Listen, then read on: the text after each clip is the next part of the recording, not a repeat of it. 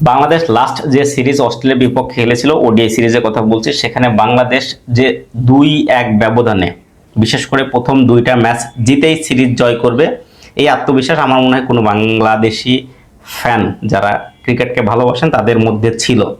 কারণ বাংলাদেশ মিরপুরে খেলেছে কিন্তু ধান ক্ষেত বানায় নাই, একটা স্পোর্টিং উইকেটে বাংলাদেশ খেলেছিল। অ্যাট দ্য সেম টাইম পরবর্তী সিরিজ জিম্বাবুয়ের বিপক্ষে প্রথম ম্যাচ হেরে যাওয়াটাও একটা আপসেট।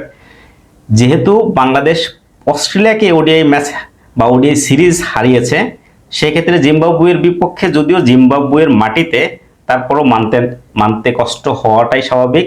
জিম্বাবুয়ের বিপক্ষে বাংলাদেশ ইতিমধ্যে একটা ম্যাচ হেরেছে। তবে ক্রিকেট একটা মোমেন্টামের খেলা, বাংলাদেশ ইতিমধ্যে মোমেন্টামটা হারিয়েছে।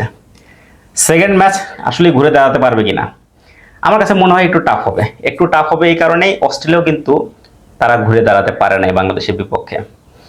অস্ট্রেলিয়াও বিশ্বাস করে না বাংলাদেশের বিপক্ষে তারা প্রথম ম্যাচটা হেরে যাবে, এবং ওই আত্মবিশ্বাসের তলানি থেকে আর কিন্তু তারা দাঁড়াতে পারে না। আমার কাছে মনে হয় এই ঘটনাটা আবারও বাংলাদেশের ক্ষেত্রেও ঘটতে যাচ্ছে।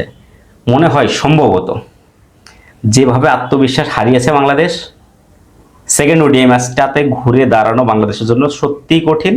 এবং ক্রিকেট যেহেতু মোমেন্টামের খেলা, মোমেন্টামটা ইতিমধ্যেই বাংলাদেশ লস করেছে।